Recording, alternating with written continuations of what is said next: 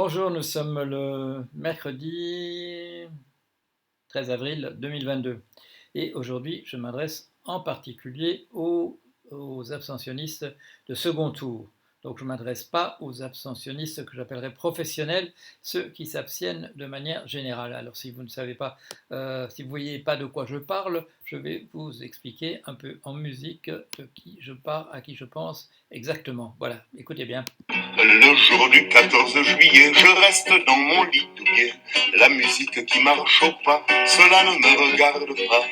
Je ne fais pourtant de tort à personne en n'écoutant pas le clairon qui sonne. Mais les braves gens n'aiment pas que l'on suive une autre route que. Non, les braves gens n'aiment pas que l'on suive une autre route que. Bon, alors vous avez compris, ça c'est celui qui s'en fiche absolument. Il se lèvera ni pour le premier tour ni pour le second, et c'est l'abstentionniste que j'appelle professionnel. Voilà. Alors moi je m'adresse aujourd'hui aux personnes ayant voté en particulier pour M. Mélenchon et M. Jadot le week-end dernier, et qui se répartissent selon les instituts de sondage, voilà, ces jours-ci. En 40%, c'est à peu près, les chiffres sont à peu près les mêmes qu'il s'agisse de M. Jadot et de M. Mélenchon, 40% qui iront voter M. Macron, 40% qui resteront à la maison et 20% qui iront voter Mme Le Pen. Bon, qui est un certain nombre de personnes attirées par, je dirais, par le populisme autoritaire, qui pourrait être commun entre deux candidats, c'est une possibilité. Mais enfin bon, je recommande quand même à personne qui a voté M. Mélenchon d'aller voter Mme Le Pen. Je suis un peu plus surpris encore d'ailleurs que des gens qui ont voté M. Jadot pour l'écologie à 20%. Je trouve que la bonne alternative, c'est d'aller voter pour Mme Le Pen. Enfin bon, c'est pas eux que je m'intéresse. Je m'intéresse aux 40% qui ont dit qu'ils n'allaient pas voter. Et là, je me suis déjà adressé un petit peu à eux par avance, au premier tour, en leur disant que est-ce qu'il n'y a pas une confusion chez vous entre la révolution et le fait d'aller voter? J'ai l'impression qu'un certain nombre d'entre vous raisonnent de la manière suivante. La révolution, ça se décide dans les urnes et dans les isoloirs. Je vais trouver un candidat révolutionnaire dans la liste de ceux qui se présentent. Et si voilà, il risque de passer voilà, de se retrouver au second tour, je vote pour lui au second tour, et à ce moment-là, la révolution aura eu lieu et on aura gagné. Et, mais s'il ne se retrouve pas au second tour, bah, tant pis pour la révolution, on attendra encore 5 ans avant que ça n'ait lieu. C'est une confusion, je dirais, c'est une confusion des gens, c'est de croire que le calendrier électoral et celui des changements radicaux dans un pays soient exactement le même. À ma connaissance, le 14 juillet 1789, il n'y avait pas d'élection, les gens ne sont pas allés voter et il n'y a pas eu le résultat des élections qui est on va prendre la Bastille. Ça s'est passé de la chose suivante, on frappe à votre porte et on dit est-ce que tu sais que c'est votre cousin ou c'est un voisin, est-ce que tu sais que la foule est en train de s'amasser devant la Bastille, où sont enfermés un certain nombre de prisonniers politiques? Est-ce que tu viens ou est-ce que tu ne viens pas? Et là, vous êtes du tempérament à dire oui, oui, je vais. Et il se trouve que vous êtes du tempérament aussi à lancer un certain nombre de pavés le jour venu.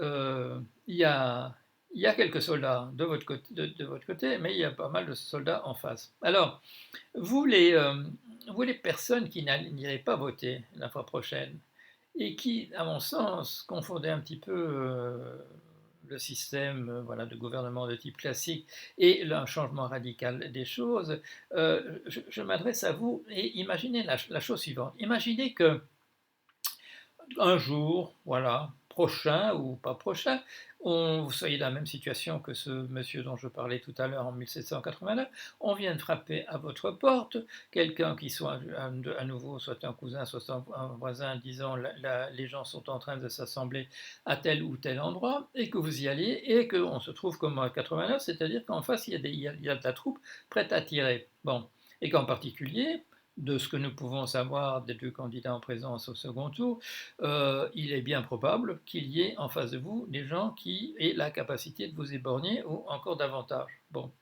Alors, réfléchissez à la chose suivante. Premier cas de figure, on vous éborgne et des journalistes ayant bien fait leur métier reconstituent entièrement la scène, le présentent dans leur journal, avec voilà, minutage, etc., en disant l'autre était à tel endroit où il n'y avait absolument pas de provocation de votre part, etc., etc. On réunit, voilà, réunit une commission, des sanctions sont éventuellement prises. Enfin, la personne qui vous a éborgné ne s'en sort pas indemne et peut peut-être même gâcher, je ne crois pas qu'elle risque beaucoup la prison quand même, mais elle peut quand même gâcher tout à fait sa carrière, le reste de sa carrière à cet endroit-là.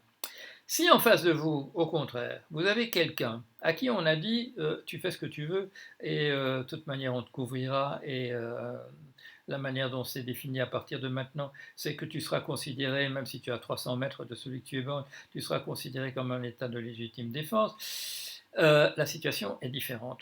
Alors, si vous faites partie de ces personnes qui ne rejetez pas a priori la possibilité d'un jour vous retrouver dans une de ces manifestations, réfléchissez quand même au fait que ça pourrait faire une différence, l'état d'esprit de ceux qui se trouvent en face de vous et qui sont prêts à tirer. Voilà, je crois que vous avez compris le point que j'essaie de faire. Alors, je vais terminer, j'ai commencé en musique, je vais terminer en musique aussi.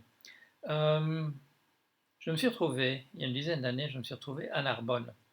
J'étais à Narbonne parce qu'un film avait été fait qui s'appelle Noir Finance. Et il se fait que dans ce film qui parlait de, voilà, le titre est assez explicite, qui parlait de choses et d'autres qui s'étaient passées en 2008, il se faisait que je faisais partie des personnes qui apparaissaient le plus souvent à l'écran.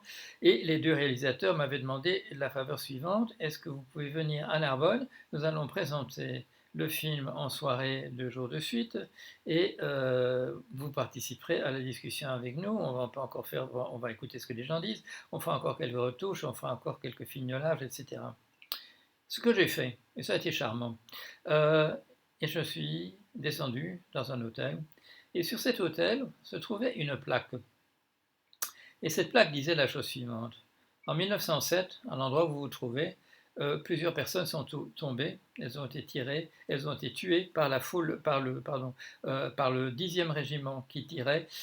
Et voilà, voilà ce qui s'est passé. Mais vous savez par ailleurs que à la même époque, un peu plus tard, dans les jours qui ont suivi, et je crois que ça se passait à Béziers cette fois-là, il y avait le 17e régiment.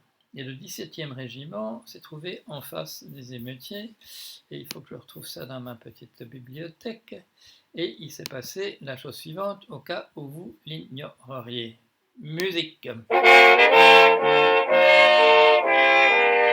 Légitime était votre colère, le refus était un grand devoir.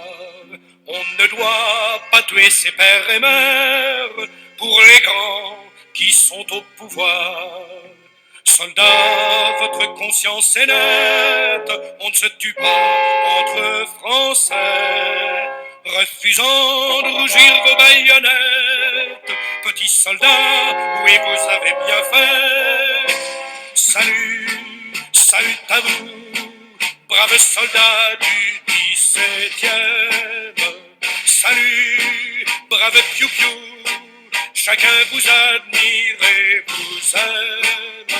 Salut, salut à vous, à votre geste magnifique, vous auriez, en tirant sur nous, assassiné la République.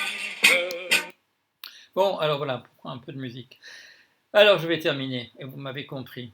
Alors ne me dites pas, vous êtes un macroniste militant, un sous-marin de ceci, cela.